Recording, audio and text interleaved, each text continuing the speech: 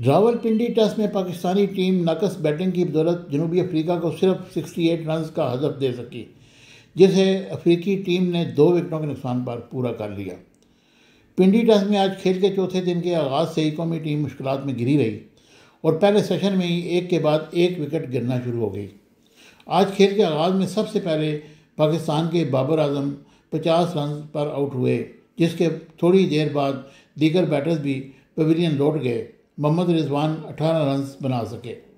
इसके बाद सलमान अली आगा ने 28 और साजिद खान ने 13 रन बनाए, जबकि नुमान अली और शहनशाह अफरीदी 0 रन पर आउट हुए और आसफ अफरीदी 0 के साथ नॉट आउट रहे। जनूबी अफ्रीका को जीत के लिए 68 रन का हदफ दिया और जनूबी अफ्रीका की जानब से सेमन हारमन्स ने 6 विकेटें हासिल की, जबकि महराज ने 2 और क्लेक्सू ने 1 विकेट हासिल की।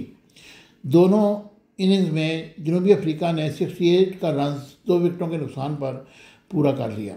जनूबी अफ्रीका की जानब से दूसरी इनिंग्स में एडम मरकरम ने 48 जबकि ट्रिस्टन स्टीफन 0 रन बनाकर आउट रहे।